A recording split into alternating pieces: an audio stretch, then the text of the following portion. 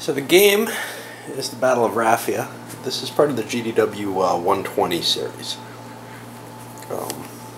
Now, to put this in context, sort of at the very height of the monster game period. And this was something of a backlash against it, because there were a lot of gamers, as now, who just wanted those smaller games that they were used to before. Now, in this case, the 120 series gives you exactly 120 counters and promise the game will take 120 minutes or less. Cute little gimmick, and I think they actually manage it in terms of the time span with this and with a couple others that I've seen over this series. It's actually, I've found a very good game for such a light treatment. There aren't a lot of games covering this battle. It's one of a series of battles, one of a series of engagements, major engagements, but probably the best known out of the Succession Wars. Now this one pits, Ptolemy the Third against Seleucid the Fourth or something like that. Ptolemy the Fourth and Seleucid the Third. And we've got classic Greek phalanx armies here, with a little tidbit or twist that both sides have elephants. Setup is largely controlled by the players, although they have to set up along these lines. So the battle is set and ready to go. We're not going to see any kind of maneuvering or anything. The scale is such, about 330 yards or meters for a hex. Missile combat really wouldn't apply, so it's factored in. Light units are considered to be, doing missile engagements, etc., and they have their ability to withdraw to some extent.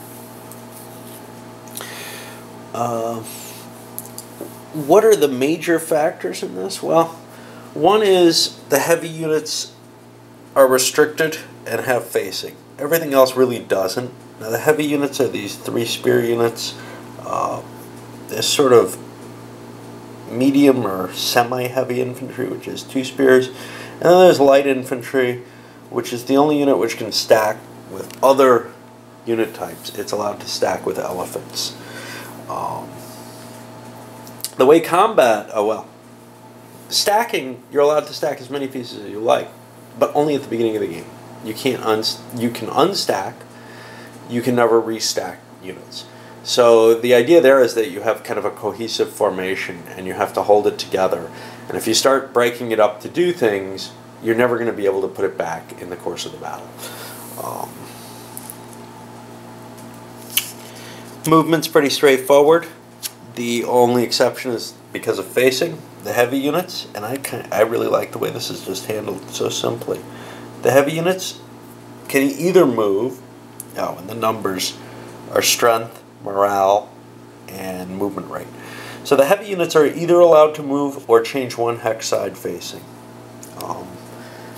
That's a pretty nice, simple way to handle the immobility of these huge phalanx formations.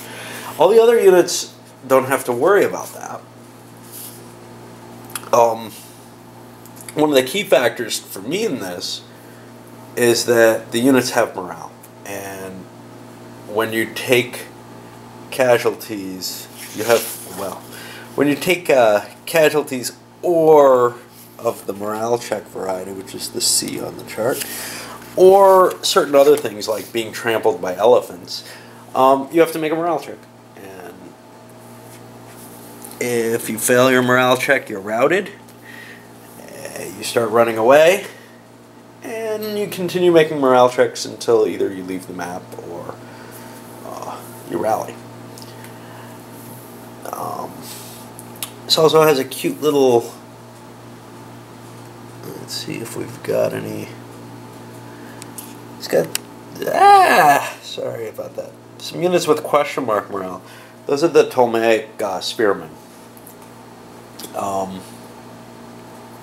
Ptolemy didn't have much of an army to begin with. And at this point, he actually raised up, for the first time, giving the Egyptians weaponry under the Ptolemaic dynasties. And that changed things severely. There was, I believe, a revolt after this, not long after this. So it was a very dangerous maneuver, but he put a bunch of troops in line that honestly nobody knew what they were going to be like. Whether they would fight, whether they would run, whatever. So at the beginning of the game, basically, you roll a die to see what morale they have. And they could have very, very good morale, or morale that's worse than just about anything that's on the board. And that'll determine how well they fight. There's also some mercenary units. These guys with a star or an asterisk on them. Their only real effect is if two mercenary units meet in combat, they don't really fight very hard. So they won't fight to casualty levels.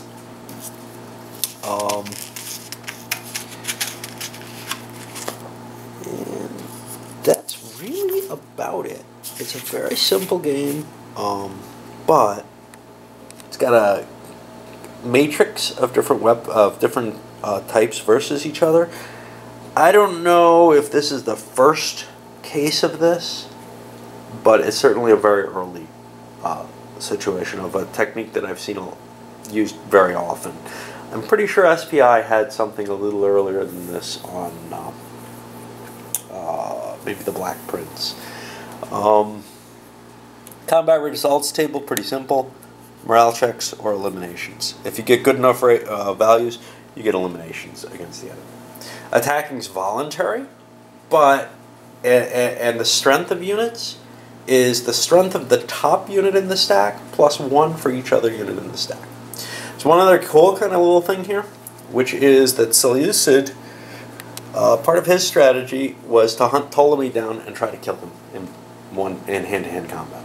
And that's reflected in the rules. He has, if they meet or pass by each other, he has a 2 out of 3 chance of killing Ptolemy, and Ptolemy has a 1 out of 3 chance of killing him. I don't really remember. There may be yeah,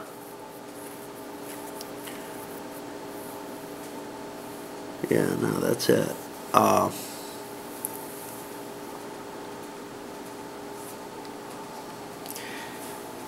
So, you know, you've got the whole map covered with troops. It's going to be pretty much a plodding forward and engaging.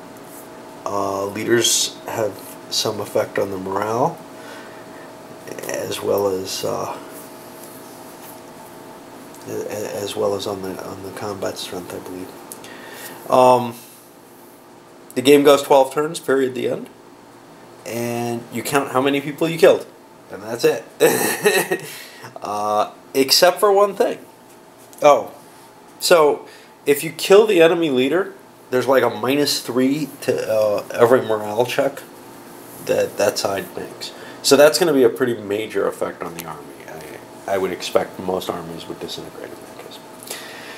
And that's really all there is to this. It's going to be, there's not a lot of room for maneuver. And it's just going to be a clash of troops and then trying to exploit whatever opportunities arise as there's lines breaking. The setup has to be very similar to this. You have to put all your heavy infantry right behind the line, and your cav, your lights, whatever, your elephants can either be right behind the line or 1 or 2 spaces ahead of it. So that's all you got.